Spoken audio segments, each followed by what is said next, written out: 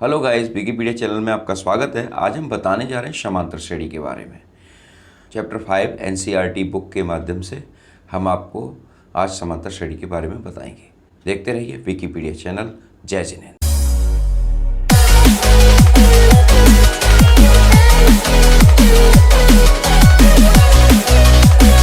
Friends, यहाँ पर देखिए समांतर श्रेणी क्या होती है। सबसे पहले हमें ये समझना बहुत आवश्यक है।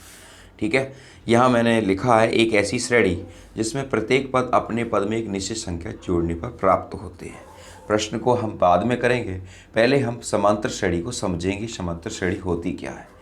एक ऐसी श्रेणी जिसमें प्रत्येक पद पर अपने पद में एक निश्चित संख्या जोड़ने पर यह प्राप्त होती है, अर्थात यह निश्चित संख्या सारवंतर होती है, जिसे कॉमन डिफरेंस के नाम से जानते हैं। यह धनात्मक अथवा ऋणात्मक कुछ भी या शून्य भी हो सकती है। ठीक है, समांतर श्रेणी के पहले पद को A1 तथा दूसरे पद को A2 तथा nवें पद को AN कहते हैं। शायद मेरी बात आपको समझ में नहीं आ रही हो तो मैं आपको प्रश्न के माध्यम से समझाना चाहूँगा।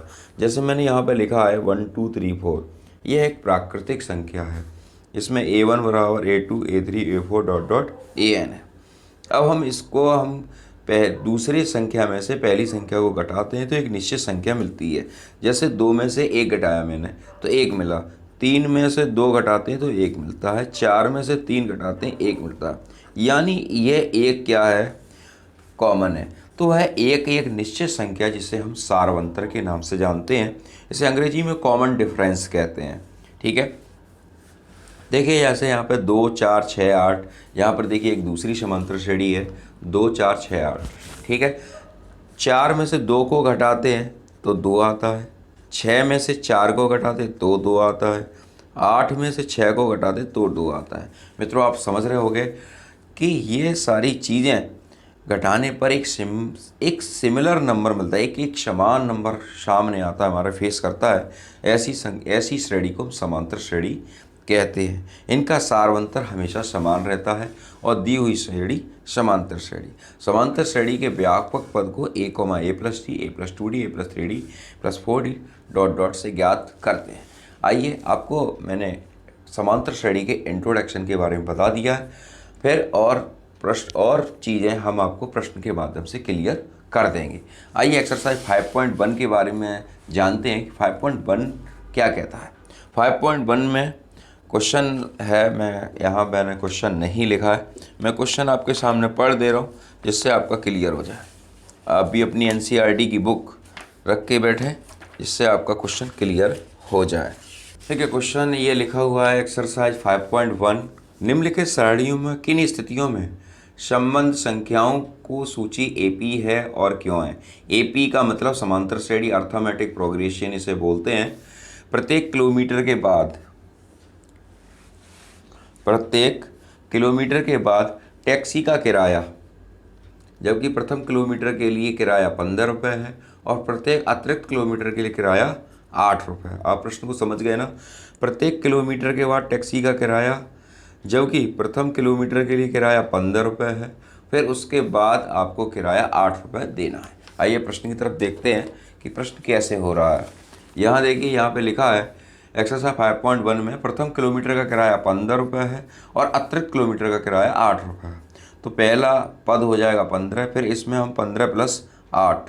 ठीक है, फिर दूसरे के लिए 15 प्लस 2 गुणा 8, फिर 15 प्लस 3 गुणा 8, यानी ये 15 23, 8 दूनी 16, 15 16 ये जुड़ जाएंगे, 15 प्लस 24 ये जुड़ जाएंगे।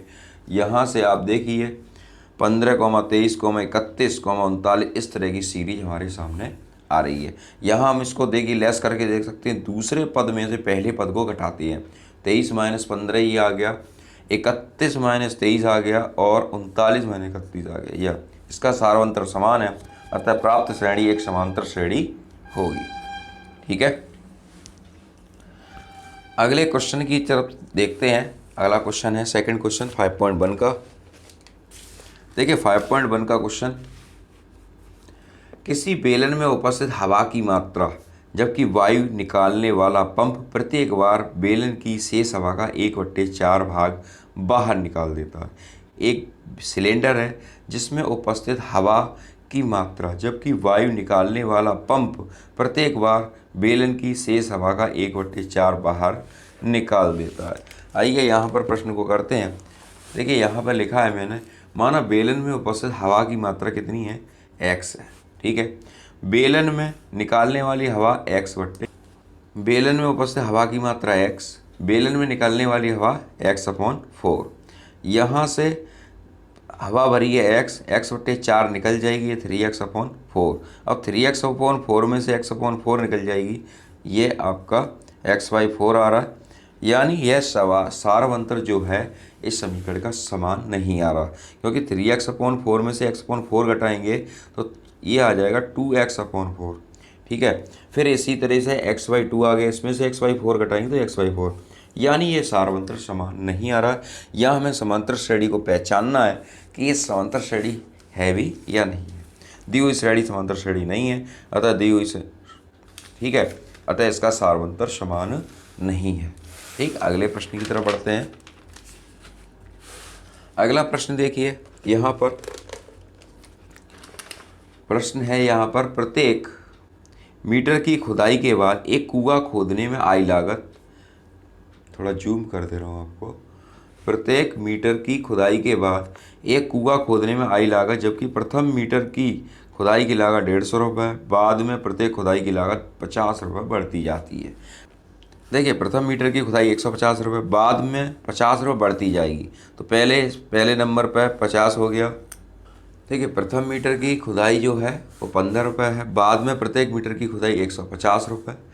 पहले 150, फिर 150 + 50 इसमें जुड़ जाएगा, फिर 150 2 × 50, फिर क्योंकि मैंने आपको बताया था, यहाँ पे आप देख लीजिए जो व्यापक पद है वो किस तरीके से निकालते हैं। सबसे पहले a, फिर a+d, फिर a+2d, a+3d, इसी तरीके से हम यहाँ पर कर रहे हैं।